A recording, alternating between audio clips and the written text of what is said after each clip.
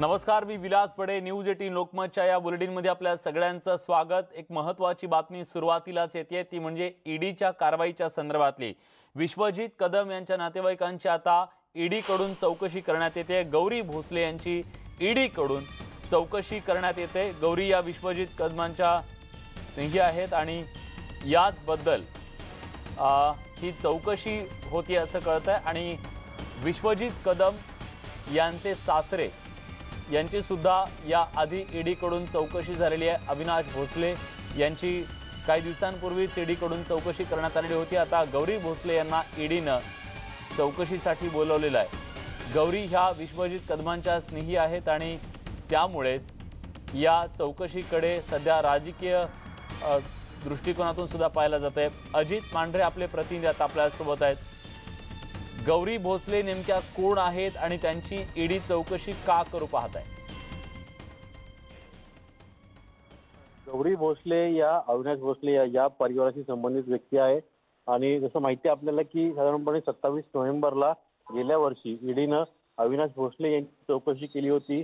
परदेशामध्ये बेकायदेशीररित्या गुंतवणूक केली आहे आणि बेकायदेशीररित्या काही पैसे पाठवलेले आहेत असा आरोप भोसले परिवारावरती करण्यात आला होता आणि त्यानुसार ईडीनं तक्रार दाखल करून त्यांच्यावरती चौकशी सुरू केलेली आहे. चौकशीमध्ये भोसले परिवाराचे जे लोक आहेत त्याच पद्धतीनं भोसले यांच्या ज्या कंपन्या आहेत त्या कंपन्या असलेले डायरेक्टर असतील किंवा त्यांचे पारिवारिक सदस्य असतील या सर्वांची चौकशी या प्रकरणात केली जाते.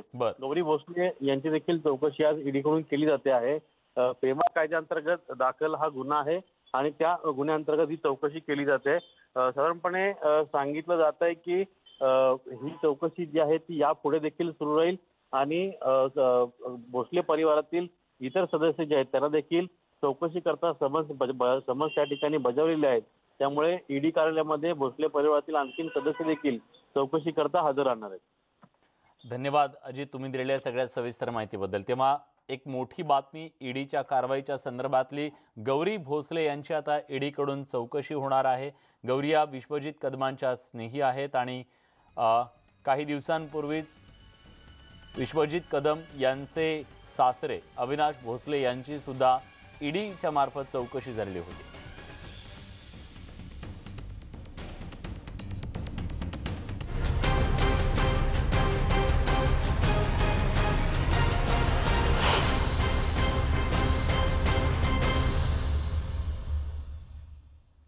खरं तर हा शॉक दिलेला आहे राज्य सरकारनं राज्यातल्या शेतकऱ्यांना आणि वीज ग्राहकांना. लॉकडाऊनच्या काळात आपल्या सगळ्यांना कल्पना आहे की अनेकांचं आर्थिक कंबरडं मोडलं. अशा सगळ्या परिस्थितीमध्ये अनेक जणांनी बिल भरू शकले नाहीत. अव्वाच्या सव्वा बिलं अनेकांना आली आणि त्यामुळे काही जणांनी ही बिलं भरलेली नाहीत. अशांची संख्या राज्यात लाखांच्या घरात आहे. पण आता अशा वीज ग्राहकांना शेतकऱ्यांना वीज कापण्यासाठी राज्य सरकारनं नोटिसा धाडल्यात. त्यावर भाजपनं संताप व्यक्त केलाय. या नोटिसा मागे घ्या, अन्यथा येत्या 5 फेब्रुवारी रोजी राज्यात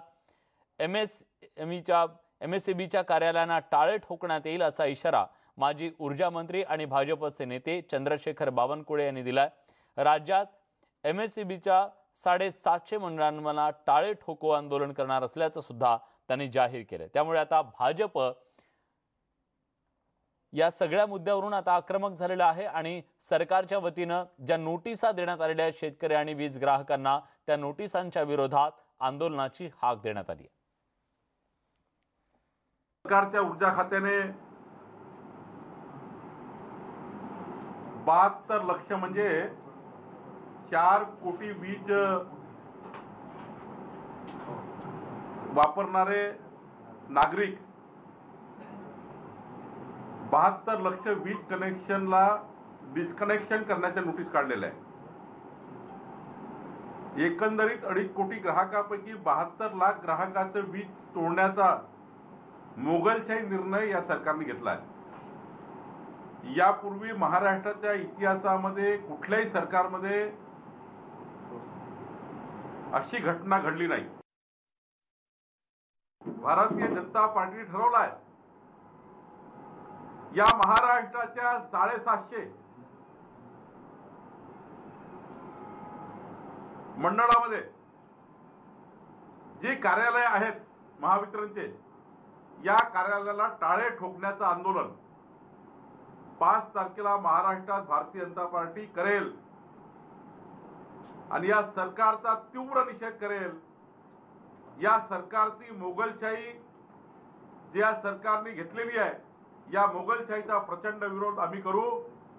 महाराष्ट्रामध्ये संपूर्ण भारतीय जनता पार्टीचे कार्यकर्ते या टाळे बंद आंदोलनामध्ये सहभागी होतील। जर जबरदस्तीनं इलेक्ट्रिकचं मीटर कापण्याकरता गेला तर भारतीय जनता पक्षाचे कार्यकर्ते झेंडे घेऊन उभे राहतील। आम्ही डिस्कनेक्शन करू देणार नाही, हा निर्णय आम्ही घेतलेला आहे। सरकारने तातडीने नोटीस परत घ्याव्या। 10,000 कोटी रुपये तात्काळ महाराष्ट्र सरकारकडनं या कंपनीला द्यावे आणि पूर्ण विजेचे मध्यमवर्गीय आणि आर्थिक दुर्बल शेतकऱ्यांचे वीज बिलाचे डिस्कनेक्शन थांबवावे। या सगळ्याबद्दल बोलण्यासाठी आता आपल्या सोबत आहेत माजी कृषी राज्यमंत्री सदाभाऊ खोत। सदाभाऊ, स्वागत आहे तुमचं न्यूज 18 लोकमत मध्ये। सरकारनं 72 लाख ग्राहकांना ज्या नोटिसा दिलेल्या आहेत त्या नोटिसीत नेमकं काय म्हटलेलं आहे आणि या सगळ्या नोटिसांच्या बद्दलची तुमची नेमकी भूमिका काय असणार आहे? मला वाटतं की सरकारनं नोटिसा जरी दिल्या नसत्या तर तो पैसा सार्वजनिक कामासाठी उपयोगाला आला असता। एक आहे की सगळेच शेतकरी आणि शेतकऱ्यांचा गळा काढतात आणि सर्व सामान्य कुटुंबातून आम्ही आलेलो आहोत, मध्यमवर्गीयांच्या बाजूचं आम्ही काम करत आहोत, अशा पद्धतीनं हे सगळेच लोक गळा काढतात। पण सत्तेत आल्यानंतर का बरं असा त्यांच्यात बदल होतो हे मला खऱ्या अर्थानं समजत नाही। एकेकाळी जी शिवसेना असा अन्याय झाला तर तुमचं ऑफिस जागेवर राहणार नाही, भाषा बोलणारी शिवसेना आज मात्र त्या ऑफिसमध्ये ऑफिस जागेवर राहील, घर जागेवर राहील, पण घरातली माणसं जागेवर राहणार नाही, असं आम्ही आता धोरण राबवू अशा पद्धतीची भूमिका या राज्यामध्ये आज एका बाजूला ठाकरे सरकार घेताना मला दिसत आहे। कोरोनाच्या काळामध्ये सर्व जनता एका बाजूला अडचणीत आलेली होती। आज जर तुम्ही बाजारपेठेमध्ये बघितलं तर लोक काम करत आहेत पण चलनवलन मात्र जिथल्या तिथं थांबलेलं आहे। पैसा मात्र कुठेही फिरताना आपल्याला आज दिसत नाही आहे। मग तो शेतकरी असेल, शेतमजूर असेल, मध्यमवर्गीय असेल, मग अशा काळामध्ये काय करायचं असतं?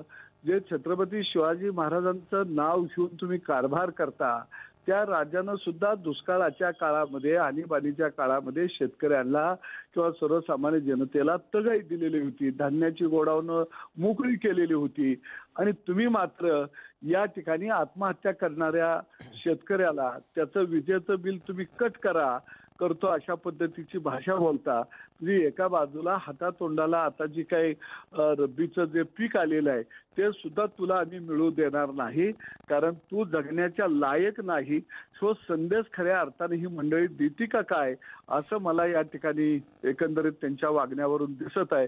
आणि घोषणा मात्र कोण म्हणतो मी 900 कोटी आणलं मतदारसंघात, कोण म्हणतो मी 700 कोटी आणलं मतदारसंघात। मला वाटतं हिने पाखरांची कुठी तरी चिमण्यांची गोळा नाही का केली, किती घेऊन पळायला लागलेले आहेत। आणि मला वाटतं की आता महाराष्ट्रातली जनता अशा पद्धतीनं जर तुम्ही आमचं कनेक्शन कट करून आम्हाला जर अंधारात ठेवणार असाल तर तुम्हाला सत्तेतून आम्ही कट केल्याशिवाय राहणार नाही। मी एकच इशारा देतो या सरकारला की आमच्या घरामध्ये जर चोर शिरला तर काय करू आपण? त्या चोराची आरती नाही करत, त्या चोराला घरामध्ये जे काही कोपऱ्यामध्ये काही जे असेल ते हातामध्ये घेऊन त्या चोराचा आपण पाठलाग करतो। तसं जनतेला जर धमकावायला, जनतेला जर अडवून वसुलीसाठी जर तुम्ही आमच्या दारात आला तर तुम्हाला चोर समजून तुमचा समाचार घेतला जाईल अशा पद्धतीचंच भूमिका नाईलाजानं ही भूमिका या राज्यातल्या आता जनतेला घ्यावी लागेल। कारण कोरोनाच्या महामारीमध्ये एकतर तुम्ही त्यांना औषध उपचाराची व्यवस्था नाही उभा करू शकला, अनेक लोकांना खाजगी प्रायव्हेट दवाखान्यामध्ये जावं लागलं, 5-5 लाख 10-10 लाख रुपयेपर्यंत सामान्य माणसानं बिलं त्या ठिकाणी भरलेली आहेत। आणि अशा अडचणीच्या काळामध्ये सरकारनं उदार मनानं जनतेच्या पाठीशी उभं राहायचं असतंय. हो. अजून कर्ज काढायला लागत असलं तर कर्ज काढा ना. कुठं आता तुमच्या बापाच्या शेतातनं ज्वारी पिकवून ते फेडायचं आहे, तुम्ही काढा कर्ज, उभा करा, काय फरक पडतो. आतापर्यंत तुम्ही कर्ज काढून अनेक धंदे केलेलेच आहेत लूटमारीचे. आता जनतेसाठी एकदा कर्ज काढा आणि सांगा महाराष्ट्रातल्या जनतेला, विजेचं बिल तुला करोनाच्या काळातलं माफ करायला आम्ही कर्ज काढलं. तुमची लोक मिरवणूक हत्तीवरनं काढतील, हत्ती नाही मिळालं तर घोड्यावरनं काढतील. पण तुम्ही अशा पद्धतीनं जर वागायला लागला तर महाराष्ट्रातली जनता तुम्हाला गाढवावर सुद्धा बसू देणार नाही. एवढं मात्र सत्ताधारी लोकांनी आता लक्षात ठेवणं अत्यंत गरजेचं आहे असं मला वाटतं. धन्यवाद सदाभाऊ, तुम्ही ही सविस्तर प्रतिक्रिया दिली त्याबद्दल. सरकारनं घेतलेल्या या निर्णयाच्या विरोधात तुम्ही कडाडून रस्त्यावर विरोध करण्यासाठी उतरणार हे तुम्ही सांगताय आणि आता शेतकरी संकटात असताना, सर्वसामान्य नागरिक संकटात असताना अशा प्रकारची वसुली अयोग्य असल्याचं तुम्ही सांगताय. धन्यवाद तुम्ही दिलेल्या सगळ्या सविस्तर प्रतिक्रियेबद्दल. आपल्या सोबत आता याबद्दल बोलण्यासाठी अजित नवले आहेत, किसान भारतीचे नेते, अखिल भारतीय किसान सभेचे नेते अजित नवले आता आपल्यासोबत आहेत आणि त्याचबरोबर विश्वास पाठक सुद्धा आपल्यासोबत जोडले गेलेले आहेत, भाजपचे प्रवक्ते. मी सुरुवातीला जातोय डॉक्टरांकडे. डॉक्टर, ज्या पद्धतीच्या या 72 लाख लोकांना नोटिसा आलेल्या आहेत, या नोटिसा आल्याच्या नंतर आता तुमची भूमिका नेमकी काय असणार आहे?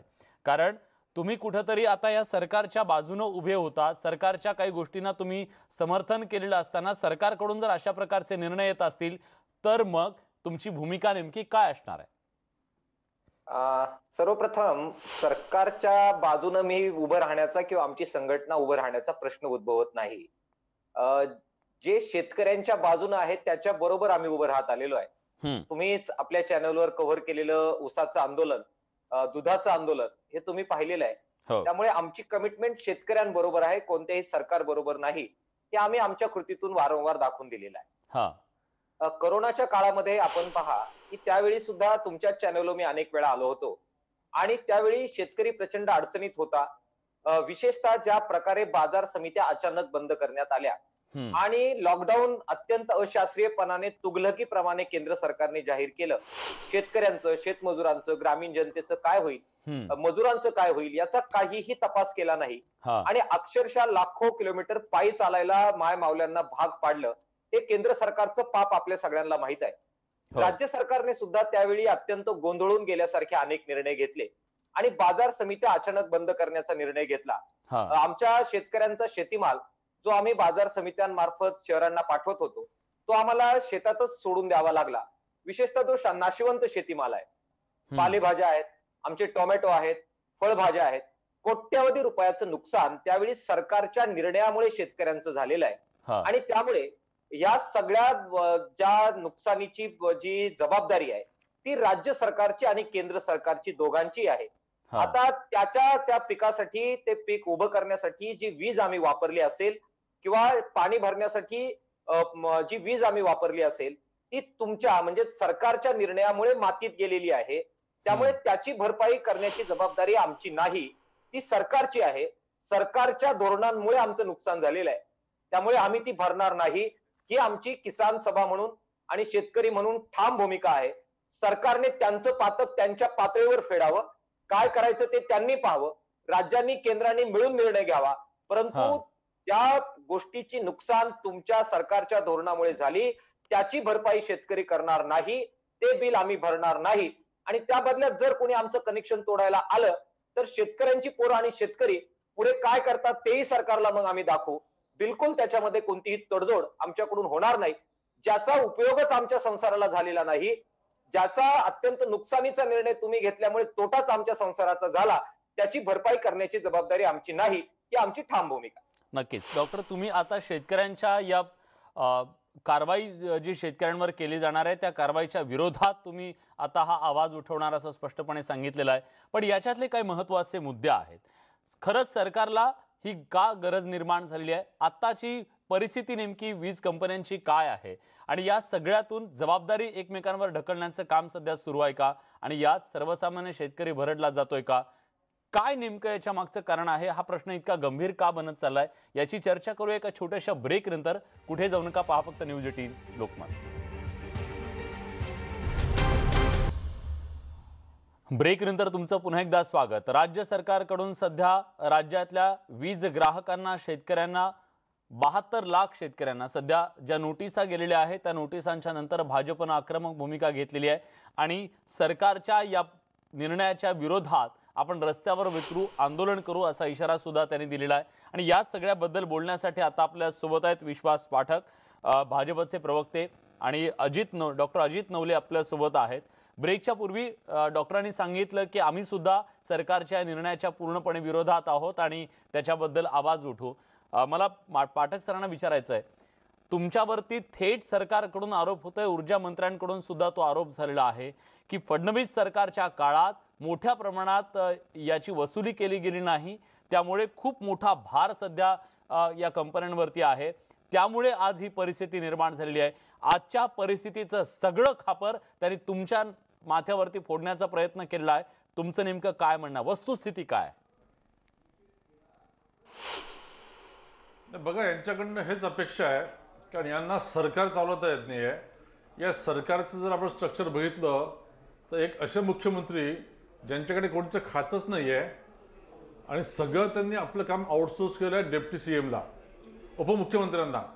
उपमुख्यमंत्र्यांकडे खातं पण आहे, त्यामुळे त्यांना जे हवे तेवढेच खर्च करायचे, बाकीचे जे काँग्रेसचे खाते आहेत किंवा शिवसेनेचे खाते आहेत त्यांच्याकडे लक्ष द्यायचं नाही, अशा प्रकारचे सरकार आहे। आता यांनी आमच्यावर खापर फोडायची काही आवश्यकता नाही, कारण आम्ही जे 5 वर्ष सरकार चालवलं, 5 वर्ष या कंपन्या चालवलेल्या, 4ही कंपन्या प्रॉफिटमध्ये आहेत। तुम्ही रिटर्न्स बघा, इन्कम टॅक्समध्ये इन्कम टॅक्स भरलेला आहे। काही थकबाकी शेतकऱ्यांची होती, आम्ही जाणीवपूर्वक ती थकबाकी एक्सेप्ट केली, कारण 5 वर्षापैकी 3 वर्ष दुष्काळ असताना शेतकऱ्यांना वाऱ्यावर सोडणं हे देवेंद्र फडणवीस सरकारचा धर्म नव्हता।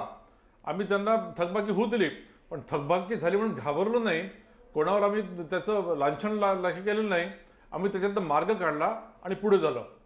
आज बघा, ऊर्जा खात्याचा खरा प्रॉब्लेम काय की ऊर्जा मंत्र्यांना अजून ऊर्जा खाते कळलेलंच नाहीये। त्यांनी आल्या जसं महानिर्मिती कंपनी आहे, महानिर्मितीतल्या पहिल्या सीएमडीला बदललं, मग एक महिला सीएमडी आल्या त्यांना बदललं, आता अजून एक नवीन सीएमडी आलेले आहेत। महावितरणमध्ये जे एक चांगले सीएमडी होते त्यांना बदललं, दुसरे सीएमडी आले। पाठक सर, मी माफ करा तुम्हाला थांबवतोय। देवेंद्र फडणवीस हे पत्रकार परिषद घेत आहे, सध्या आपण थेट तिकडे जातो। आपल्यामध्ये प्रामुख्याने उपस्थित झालेले आपले राष्ट्रीय अध्यक्ष श्री लालसिंग आर्यजी, भाजपचे महाराष्ट्राचे प्रभारी माननीय ओमप्रकाश धुर्वेजी, आपले संघटन मंत्री विजयराव पुराणिकजी, रवींद्र चव्हाणजी, आपल्या या अनुसूचित जाती मोर्चाचे अध्यक्ष माजी आमदार सुधाकरराव भालेराव, राजकुमार बडोलेजी, सुरेश काळेजी, भाई गिरकरजी, अशोक मेंढेजी, सुभाष पारदीजी, दिलीप कांबळेजी, धर्मपाल मेश्रामजी, अशोक खरटमलजी, सुनील कांबळेजी, टीपी कांबळेजी, मोहन वानखेडेजी, सचिन आरडेजी, डॉक्टर मिलिंदजी माने, शरदजी कांबळे, मंचावर उपस्थित सर्व पदाधिकारी आणि या ठिकाणी उपस्थित सर्व भगिनी आणि बंधूंनो, आज दिवसभर आपण आपल्या मोर्चाच्या कार्यकारिणीची बैठक घेतली आणि या बैठकीच्या निमित्ताने थोडं चिंतन केलं, थोडं मंथन केलं, काही या ठिकाणी ठराव देखील आपण पारित केले आणि त्याचसोबत आगामी कार्यक्रमाची दिशा देखील आपण ठरवली। भारतीय जनता पार्टीमध्ये ज्या काही प्रमुख आघाड्या आहेत त्यापैकी एक महत्वाची आघाडी म्हणून आपण अनुसूचित जाती मोर्चाकडे बघतो आणि आज आपल्या सगळ्यांना अभिमान आहे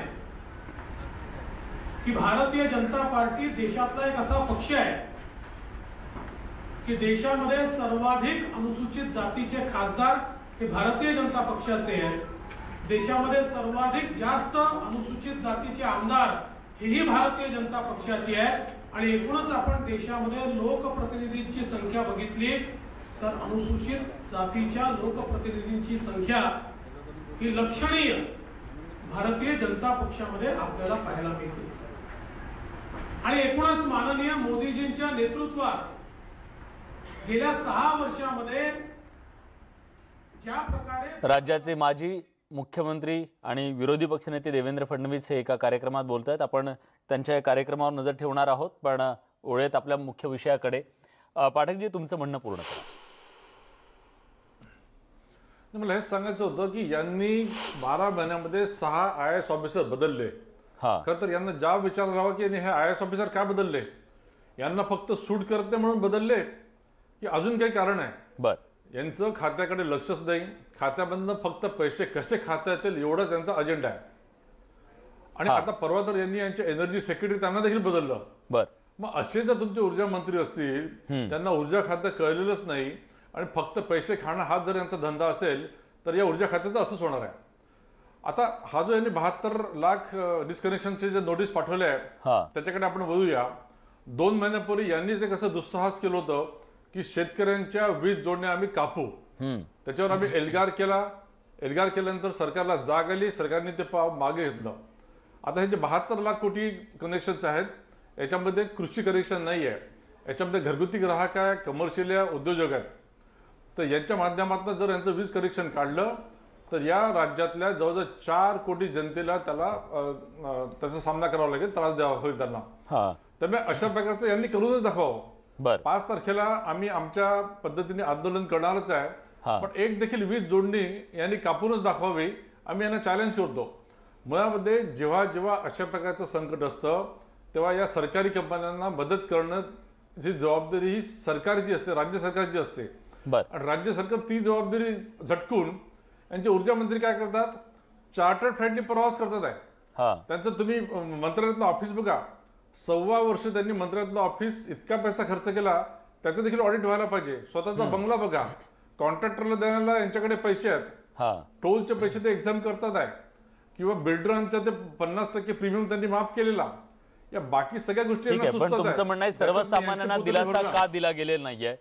मला हाच मुद्दा घेऊन ऊर्जा वितरण तज्ज्ञ प्रताप होगाडे यांच्याकडे जायचंय. प्रताप होगाडे सुद्धा आपल्यासोबत जोडले गेलेले आहेत फोन लाईन वरून.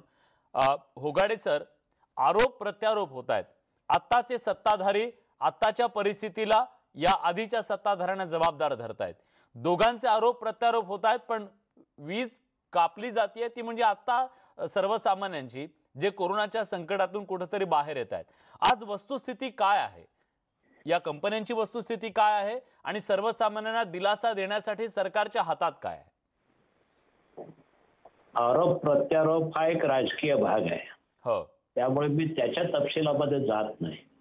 कारण पूर्वी ते करत होते, आता हे करतायत, या पलीकडे त्यामध्ये काही तथ्य नाही. हो हो.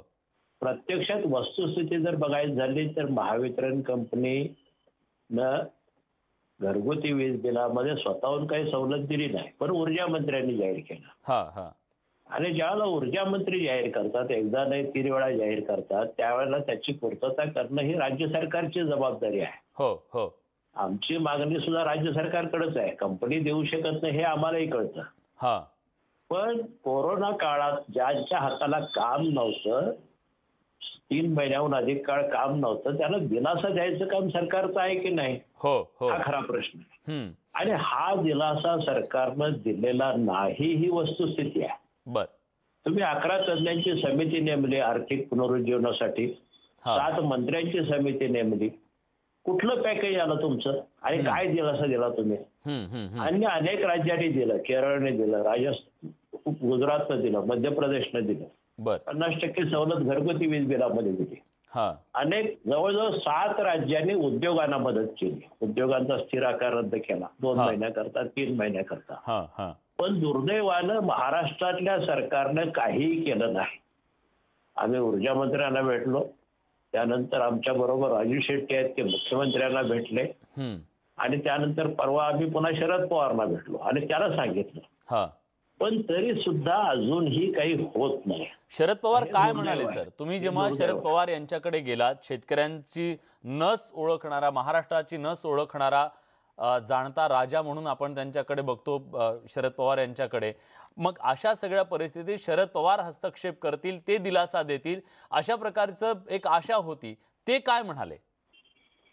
नाही, त्यांनी आश्वासन दिलेलं आहे. परवाच आमची त्यांची चर्चा झाली 29 तारखेला, आणि त्यानंतर त्यावेळेला त्यांनी शब्द दिला की यामध्ये निर्णय शेवटी मुख्यमंत्री आणि कॅबिनेटने घ्यावा लागेल, आणि ती वस्तुस्थिती आहे. आम्ही दोन्ही प्रश्न त्यांच्या समोर मांडले. म्हणजे घरगुती वीज बिलामधली सवलत हाही प्रश्न आहे, आणि दुसरा नवीन कृषी संजीवनी जी जाहीर केलेली आहे, त्याचं नाव संजीवनी नाही पण तो संजीवनीचाच एक प्रकार आहे, कृषी पंप वीज बिल सवलत योजना. बर. त्यामधल्याही अडचणी सांगितल्या, आणि या दोन्ही मुद्द्यावर ते स्वतः अनुकूल आहेत. पण त्यांनी सांगितलं की लवकरात लवकर मुख्यमंत्र्यांच्याबरोबर आपली बैठक होईल, याची मी व्यवस्था करतो, चर्चा करतो आणि तशी सूचना करतो. आम्ही त्या बैठकीची वाट पाहतो, बघूया त्यामधून काय निष्पन्न झालं तर. पण सध्या तरी काही नाही. सध्या तरी याबद्दल कुठलाही निर्णय झालेला नाही, आणि म्हणूनच प्रश्न आहे की ज्या 72 लाख लोकांना आज या नोटिसा दिल्या गेलेल्या आहेत, या नोटिसांचा नेमका अर्थ काय आहे? या सगळ्यांची वीज कापली जाणार आहे का? आणि जर ती कापली जाणार असेल तर मग सरकारच्या मंत्र्यांनी दिलेलं जे आश्वासन होतं त्याचं काय झालं, हा सवाल सुद्धा जनता त्यांना विचारणार आहे. आपण ही चर्चा सुरू ठेवणार आहोत, पण तत्पूर्वी जाऊयात. विरोधी पक्षनेते देवेंद्र फडणवीस बोलतायत. खरं म्हणजे मला कधी कधी आश्चर्य वाटतं की ज्यावेळी काँग्रेसचे, राष्ट्रवादीचे, शिवसेनेचे लोक अनुसूचित जातीच्या कल्याणाच्या गप्पा या ठिकाणी मारतात. अरे ते तर सोडून द्या.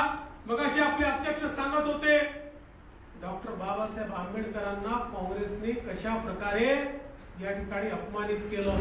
अरे जिवंतपणे तर अपमानित केलंच, त्यांना निवडून येऊ नये म्हणून वेगवेगळ्या कृत्या तर केल्याच, पण त्यासोबत डॉक्टर बाबासाहेब आंबेडकरांच्या मृत्यूनंतर त्यांना भारतरत्न देण्याकरता इतके वर्ष लागले, त्याही करता भाजप समर्थित सरकार यावं लागलं. आणि एवढंच नाही तर ज्या चैत्यभूमीवर डॉक्टर बाबासाहेब आंबेडकरांचा महापरिनिर्वाणानंतर अंतिम संस्कार झाला, त्या ठिकाणी डॉक्टर बाबासाहेब आंबेडकरांचं स्मारक झालं पाहिजे ही तमाम भारतवासियांची इच्छा होती.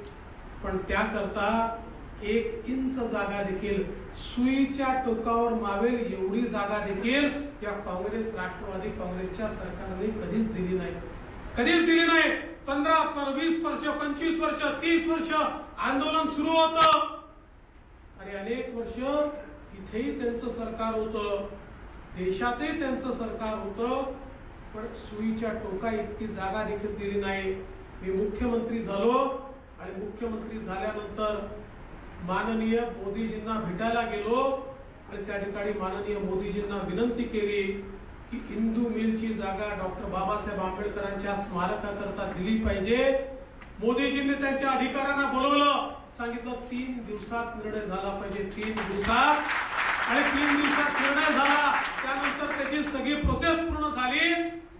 3500 कोटी रुपये किंमत असलेली जागा महाराष्ट्राला डॉक्टर बाबासाहेब आंबेडकरांचं स्मारक बनवण्याकरता विनामूल्य तात्काळ त्या ठिकाणी माननीय मोदीजींनी दिली. आणि नुसती जागा देऊन आपण थांबलो नाही, तात्काळ त्या संदर्भात त्याला स्मारकाकरता पैसे आपण त्या ठिकाणी दिले, स्मारकाचं काम देखील आपण सुरू केलं. आज वेगानं काम त्या ठिकाणी चाललेलं आहे, आणि डॉक्टर बाबासाहेब आंबेडकरांचं स्मारक येत्या 1-2 वर्षात जेव्हा पूर्ण होईल, खरं म्हणजे हे सरकार आल्यानंतर त्याचा वेग कमी झालाय, पण वेग कितीही कमी झाला तरी स्मारक तर पूर्ण करावंच लागेल. ते स्मारक ज्यावेळेस पूर्ण होईल त्यावेळी महापरिनिर्वाण दिनाच्या निमित्ताने येणारा प्रत्येक व्यक्ती हा त्या ठिकाणी डॉक्टर बाबासाहेब आंबेडकरांचं भव्य स्मारक तर पाहिलं, पण या मुंबईमध्ये येणारा प्रत्येक व्यक्ती सी लिंक वरनं त्याला जावंच लागतं, आणि सी लिंक वरनं जात असताना डॉक्टर बाबासाहेब आंबेडकरांचं दर्शन घेतल्याशिवाय त्याला पुढे जाता येणार नाही. आज या ठिकाणी आपल्या सरकारच्या माध्यमातून केली. आपल्याला कल्पना आहे की त्या ठिकाणी डॉक्टर बाबासाहेब आंबेडकरांचं लंडन मधलं निवास, हे निवास विकायला निघालं.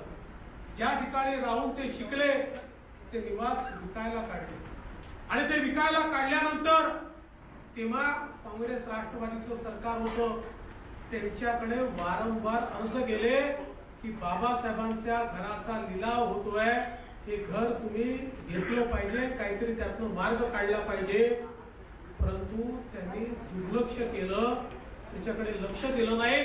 त्याची विक्रीची सुरुवात झाली. आपलं सरकार आलं, बडोलेजी होते, बडोलेजींना आम्ही लंडनला पाठवलं आणि त्या ठिकाणी सांगितलं जी किंमत येईल ती किंमत आम्ही देऊ, पण डॉक्टर बाबासाहेब आंबेडकरांच्या घराची विक्री आणि त्याचा लिलाव आम्ही होऊ देणार नाही. या कार्यक्रमावर आपली नजर असणारा एक छोटासा ब्रेक घेतोय. ब्रेक नंतर चर्चाही करूया. कुठे जाऊ नका, पहा फक्त न्यूज 18 लोकमत. ब्रेक नंतर तुमचं पुन्हा एकदा स्वागत. लॉकडाऊन मध्ये हळूहळू आपलं जनजीवन पूर्वपदावर आणणाऱ्या सर्वसामान्यांना आता वीज कपातीचं संकट येऊ शकतं का, हा प्रश्न पडलेला आहे. त्याचं कारण म्हणजे राज्यातल्या 72 लाख वीज ग्राहकांना सरकारकडून नोटिसा देण्यात आलेल्या आहेत आणि या सगळ्याबद्दल आता शेतकरी नेत्यांनी आक्रमक भूमिका घेतलेली आहे. डॉक्टर अजित नवले आता आपल्या सोबत आहेत. डॉक्टर, खरं तर जी परिस्थिती होती, आपण सगळ्यांना माहिती आहे की लॉकडाऊनच्या काळामध्ये शेतकऱ्यांनी खूप कष्ट करून या देशाची अर्थव्यवस्था रुळावर आणण्यासाठी एक मोठं योगदान दिलेलं आहे. पण अशा सगळ्या परिस्थितीत त्यांना दिलासा देण्यासाठी म्हणून सरकारनं एक निर्णय घेऊ असा शब्द दिलेला होता. ऊर्जा मंत्र्यांनी तो शब्द दिलेला होता, पण तो आता पाळताना ते दिसत नाहीयेत. आणि अशा प्रकारची जर वसुली झाली तर त्याला नेमकं काय म्हणायचं? सरकारने विशेषतः शेती ग्राहकांसाठी काही एक सवलतीची योजना जाहीर केली आहे. प्रताप होगाडे यांनी आता आपल्याला सांगितलं की ती योजना काही प्रमाणात शेतकऱ्यांना दिलासा देणारी जरी असली तरी त्याच्यात काही त्रुटी आहेत. विशेषतः व्याजाच्या आकारणीबद्दलचे जे काही निकष त्यांनी लावलेले आहेत तर त्याच्यात सुधारणा करण्याची गरज आहे. ज्यावेळेस होगाडेजी आणि बाकी इतर सहकारी हे सरकारकडे त्यांनी निवेदन दिलं, त्याचप्रमाणे शरद पवार साहेबांना ते भेटले. या सगळ्या गोष्टींवर आम्ही लक्ष ठेवून होतो आणि त्यांनी त्यांच्याकडे ही मागणी केलेली आहे की ह्या योजनेमध्ये मूलभूत अशा प्रकारचे काही ज्या चुका आहेत त्या दुरुस्त करून शेतकऱ्यांना या काळातलं सबंध वीज बिल हे माफ केलं पाहिजे. आणि ते माफ करणं हे एकतर त्या परिस्थितीला धरून आहेच, त्याचप्रमाणे शेतकऱ्यांची जी परिस्थिती आहे, आजची जी शेतीची अवस्था आहे, त्याच्यात सुद्धा हा दिलासा शेतकऱ्यांना देण्याची आवश्यकता आहे. आज ग्रामीण भागामध्ये सरकार मात्र, विशेषतः सरकारचं वचक एक प्रकारे नसलेलं जे स्वतंत्र अशी कंपनी विजेची तयार करण्यात आलेली आहे, त्या कंपनीचे अधिकारी हे सातत्यानं शेतकऱ्यांना त्रास देताना आपल्याला दिसत आहेत. वीज बिल ज्या शेतकरी भरू शकलेले नाहीत त्यांचे कनेक्शन कट करण्याचा नियमित कार्यक्रम त्यांच्यावर सुरू असतो. ज्यावेळेस ट्रान्सफॉर्मर खराब होतो त्या भागातील शेतकऱ्यांनी जर वीज बिल भरलेलं नसेल तर ते ट्रान्सफॉर्मर दुरुस्त करण्याचं नाकारलं जातं. त्याचा अत्यंत वाईट परिणाम त्या भागातल्या शेतीच्या पिकांवर होतो आणि कोट्यावधी लाखो रुपयाचं नुकसान हे शेतकऱ्यांचं होत असतं. मला असं वाटतं की औद्योगिक क्षेत्र आणि शेती यांची भौतिक परिस्थिती, भौगोलिक परिस्थिती आणि आर्थिक परिस्थिती ही संबंधपणाने भिन्न आहे. ही बाब समजून घेऊन विजेच्या ग्राहकांसाठी, विशेषतः शेतीच्या वीज ग्राहकांसाठी हे स्वतंत्र धोरण असण्याची नितांत आवश्यकता आहे आणि ती मागणी आम्ही सातत्यानं करत आलेलो आहोत. सरकारला आम्हाला अपील करायचं आहे की त्या काळात तुम्ही शब्द दिला, या शेतकऱ्यांनी प्रचंड जीवावर उदार होत सर्वांना त्या अत्यंत कठीण काळामध्ये 2 घास त्यांच्या सर्वांच्या ताटामध्ये वाढले, याची सर्वांनी जाणीव ठेवावी आणि विशेषतः सरकारने ती जाणीव ठेवत या काळातलं संपूर्ण बिल हे शेतकऱ्यांचं माफ करावं, अशा प्रकारचं आवाहन सरकारला आम्ही आपल्या सर्वांच्या माध्यमातून करतो आहोत. नक्कीच याबद्दल सरकार काय निर्णय घेतं हे पाहणं महत्त्वाचं आहे, पण आजच्या घडीला तरी असा कुठलाही निर्णय होताना दिसत नाहीये. राजकीय नेते त्याच्याबद्दल सकारात्मक बोलतात पण निर्णय होत नाही, दुसऱ्या बाजूला मात्र कारवाई होते, त्यामुळे संभ्रम निर्माण झालेला आहे. एक छोटासा ब्रेक घेतोय. ब्रेक नंतर या सगळ्याबद्दल चर्चा. कुठे जाऊ नका, पहा फक्त न्यूज 18 लोकमत.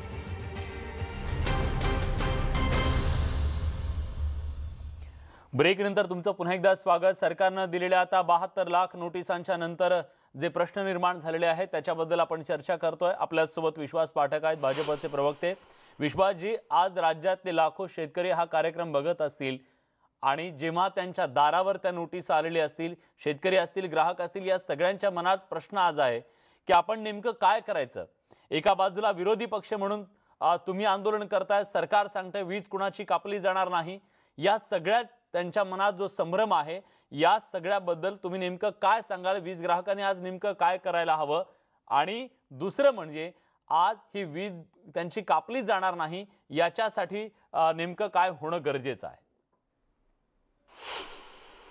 बघा, हे जे 72 लाख ग्राहक आहेत ना, याच्यामध्ये कृषी ग्राहक नाही आहेत. कृषी ग्राहकांविषयी यांनी दुस्साहस करण्याचा प्रयत्न केला होता, तो आम्ही हाडून पाडला. कृषी ग्राहकांना ताबडतोब आता तरी काही काळजी करायची आवश्यकता नाही.